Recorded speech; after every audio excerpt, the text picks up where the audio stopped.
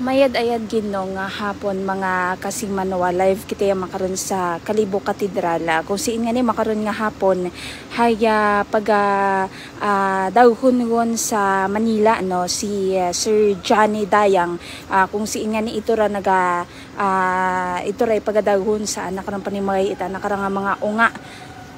Aga sa makaron nga ni nga pang orason hay nagapahaom won iyon kararong salakyan no nga salakyan nga ginagamit aton karang nga anat St. Peter nga salakyan agi kara iga sakay rong kabaong no ni Sir Johnny Dayang aga igalibot ani imawra mga kasimanwa sa anak karon nga bagay iya karon sa Maya Villa Salvacion sa Barangay Andagaw iya karon sa Banwa Ita Kalibo.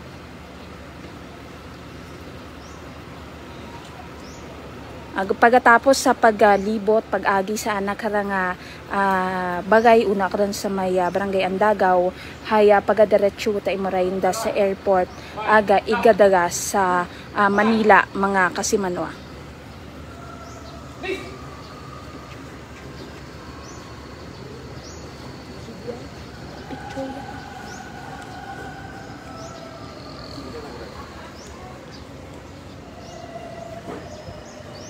Haragon no, makita natin hay yawon sa guwa.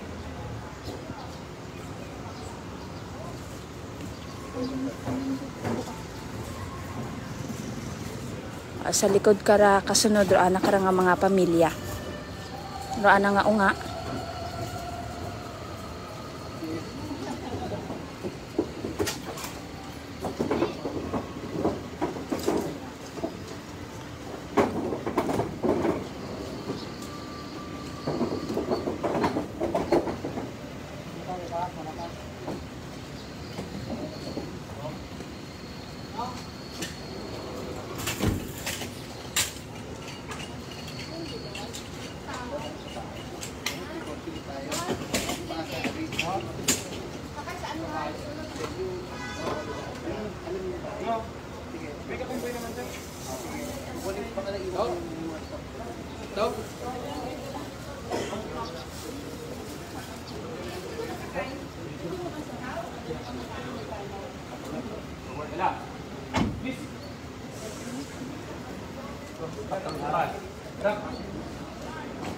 Sulong. Cut.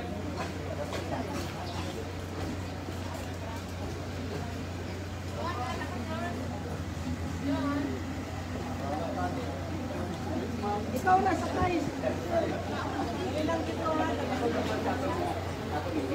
So iya man do aton karang presente man do aton karang alkalde et aton karang Banwa Ita Kalibo. Medyo masubo yung pang orason makarano nagpanangison nga ni rong nagaguha-guha rong sambato nga unga ni Sir Johnny Dayang.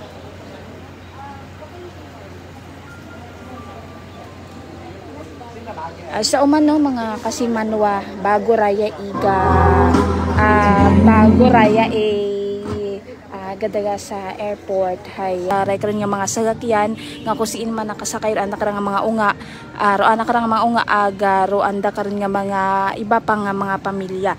So you know bali sa Abril 4 hasta Mayo 4 hasta ita Mayo 7 haya ito mo gahaya sa anak karang panimagay it anak karon nga unga no sa Makati City.